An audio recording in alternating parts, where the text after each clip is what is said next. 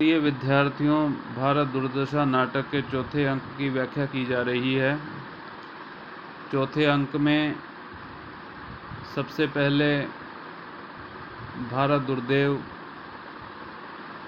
रोग नामक पात्र को बुलाता है और आदेश देता है कि किस प्रकार से अपनी कुप्रवृत्तियों के द्वारा, अपने दुर्गुणों के द्वारा भारत को निर्बल किया जाए। तत्पश्चात वह एक अन्य पात्र आलस्य को इसी प्रकार का आदेश देता है कि किस प्रकार तुम जाकर समस्त भारतवासियों को आलसी बना दो, उनमें किसी प्रकार की सजगता व चेतनता न रहे, वह आलसी बनकर बिना कर्म किए बैठे रहें। और उसके बाद वह भारत दुर्देव मदिरा नाम की पात्र को बुलाकर उसको भी आदेशित करता है और मदिरा आकर गाती हुई प्रवेश करती है और अपने गुणों का बखान करती हुई वह अपने प्रभुत्व को सर्वव्यापी बताती है।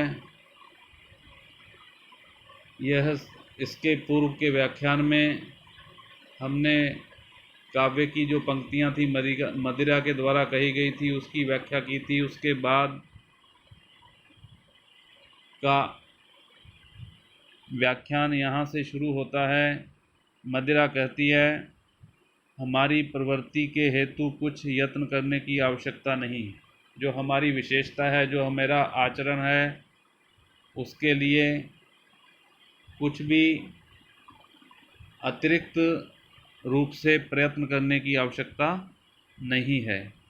मनु पुकारते हैं प्रवृत्ति रेषा भूताना, और भागवत में कहा है लोके व्यव्याम मिष्यद्य मध्य सेवा नित्य यास्ति जंतो। उस पर भी वर्तमान समय की सभ्यता की तो मैं मुख्य मूल सूत्र हूँ। अभी जो वर्तमान की सभ्यता और संस्कृति है उसमें किस प्रकार से मेरा चलन और अधिक बढ़ गया है उसकी तो मैं मुख्य सूत्रधार हूँ। विषयेंद्रियों के सुखानुभव मेरे कारण द्विगुणित हो जाते हैं। जो कामेंद्रियाँ होती हैं, जो विषयेंद्रियाँ होती हैं, मेरा जो भी पान कर लेता है किस प्रकार से उसके सुख के जो अनुभव हैं वह 10 गुना अधिक बढ़ जाते हैं, द्विगुणित हो जाते हैं, 2 गुना अधिक बढ़ जाते हैं, अर्थात कई गुना अधिक बढ़ जाते हैं।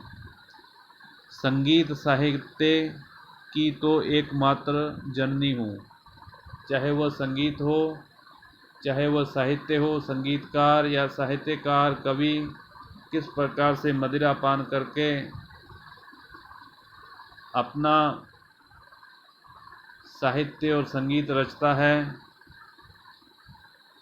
फिर ऐसा कौन है जो मुझसे विमुख हो। प्रश्न वह करती है, इस संसार में, इस भारत में, इस सभ्यता और संस्कृति में ऐसा कौन है जो मुझसे विमुख हो, अर्थात जिस पर मेरा प्रभाव न हो। उसके बाद गाती है, वो गाने लगती है, राग काफ़ी धनाश्री का मेल ताल धमार। वह गाती है कि मदवा पीले पागल जोबन बीत्यो जात, बिनु मद जगत सार कछु नाही मान हमारी बात। वह भारतवासियों को संबोधित करते हुए कहती है कि हे भारतवासियों, तुम मदिरा को पी लो, मदवा पीले पागल जोबन बीत्यो जात, तुम्हारा यौवन नहीं तो इसी प्रकार से समाप्त हो जाएगा। बिनु मद जगत सार, बिना मद के, बिना शराब के, बिना नशे के संसार का कुछ भी निचोड़ नहीं है, जगत सार कछु नाही, मान हमारी बात तुम हमारी बात को मानो, जैसा मैं कहती हूँ वैसा करो। पी प्याला छक छक आनंद से, नितहि सांझ और प्रात। प्याले को भर भर के किस प्रकार से छक छक आनंद के साथ रोजाना नित्य, चाहे वो संध्या हो चाहे प्रातः हो, किस प्रकार तुम इसका पान करो। झूमत चल डगमगी चाल से, मारी लाज को लात, और अत्यंत झूमते हुए चलो। जो शराबी होता है, जो नशे में होता है, उसको किसी प्रकार का कोई भान नहीं रहता, इसलिए वह अत्यंत डगमगाता हुआ झूमता हुआ चलता है। तो वह कहती है कि झूमत चल डगमगी चाल से, मारी लाज को लात, कि तुम्हें किसी प्रकार की कोई लज्जा या शर्म नहीं आनी चाहिए, तुम उसको लात मार दो। हाथी मच्छर, फिर उसके सामने जो मदिरापान करता है, जो शराबी होता है, जो नशे में चूर होता है, उसको हाथी भी मच्छर के समान प्रतीत होता है। और जो सूरज होता है वो किसके समान दिखाई देता है? जुगनू के समान दिखाई देता है। सूरज जुगनू जाके पिए लखात, लखात अर्थात दिखाई देता है। ऐसी सिद्धि छोड़ी मन मूर्ख काहे ठोकर खात, ऐसी मेरे में इस प्रकार की सिद्धि है, जो मुझे पी लेता है उसको किस प्रकार की सिद्धि प्राप्त हो जाती है, उसका बल और अधिक बढ़ जाता है, वह किस प्रकार नशे में चूर हो जाता है कि उसको हाथी भी मच्छर के समान प्रतीत होता है, वह सूरज जुगनू के समान प्रतीत होता है। ऐसी सिद्धि छोड़ी मन है मन, मूर्ख काहे ठोकर खात, तुम क्यों इधर उधर की ठोकर व्यर्थ में खा रहे हो, तुम मेरा पान करो। राजा को देखकर, राजा अर्थात वही भारत दुर्देव, महाराज कहिए क्या हुक्म है, क्या आदेश है। मदिरा जब प्रवेश करती है तो वो पहले गाना गाती है और अपने प्रभाव का बखान करती है, फिर उसके बाद अपने राजा को देखकर कहती है कि महाराज कहिए क्या आदेश है। भारत दुर्देव कहता है, हमने बहुत से अपने वीर हिंदुस्तान में भेजे हैं, तेरे से पूर्व बहुत सारे मेरे वीर सैनिक हिंदुस्तान में हमने भेजे हैं, परंतु मुझको तुमसे जितनी आशा है उतनी और किसी से नहीं है। जो मैं तुमसे उम्मीद लगाए बैठा हूँ वह मैं उनसे नहीं लगा सकता, इसलिए तुम्हारे से जितनी मुझे आशा है वो किसी से नहीं है। जरा तुम भी हिंदुस्तान की तरफ जाओ और हिंदुओं से समझो तो, अर्थात तुम किस प्रकार से हिंदुओं को अपने वश में कर सकती हो। मदिरा कहती है कि हिंदुओं के तो मैं मुद्दत से मुंह लगी हूँ, अत्यंत शान के साथ, पूरे अधिकार के साथ हिंदुओं के तो मैं मुद्दत से मुंह लगी हूँ। अब आपकी आज्ञा से और भी अपना जाल फैलाऊंगी। मैं पहले से ही उनके मुंह में मुंह लगी हूँ, लेकिन जब आपका आदेश है तो मैं अपना जाल और ज़्यादा फैलाऊंगी और छोटे बड़े सबके गले का हार बन जाऊंगी। मैं सबको प्रिय बन जाऊंगी, मैं सबकी प्रिय बन जाऊंगी, सबके गले का हार बन जाऊंगी। जाती है, रंगशाला के दीपों में से अनेक बुझा दिए जाएंगे। अंधकार का प्रवेश, आंधी आने की भांति शब्द सुनाई पड़ता है। एक अन्य पात्र मदिरा के बाद अंधकार आता है, उसका प्रवेश होता है रंगमंच पर, और रंगशाला के जो दीपों में से अनेक आधे दीपक, आधे से ज़्यादा दीपक बुझा दिए जाते हैं। आंधी आने की भांति शब्द सुनाई पड़ता है। गाता हुआ स्खलित नृत्य करता है, राग काफ़ी, और कहता है जय जय कलयुग राज की, जय महामोह महाराज की। अटल छत्र सिर फिरत थाप, जंग मानत जाके काज की। कलह अविद्या मोह मूढ़ता, सबे नाश के साज की। कलयुग के राजा की जय हो, जय जय कलयुग राज की, जय महामोह, अत्यंत मोह के वश में जो पड़े हुए हैं, मोह के जो महाराजा हैं उसकी भी जय हो। अटल छत्र सिर फिरत थाप जंग मानत जाके काज की, कलह अविद्या ये सभी का मैं प्रतीक हूँ। कलह, अविद्या, मोह, मूढ़ता, मूर्खता, मोह सबे नाश के साज की, सभी की मैं सज्जा हूँ। हमारा सृष्टि संहार कारक भगवान तमोगुण जी से जन्म है। वो अपने बारे में अंधकार कहता है कि मेरा जन्म कहाँ से हुआ है?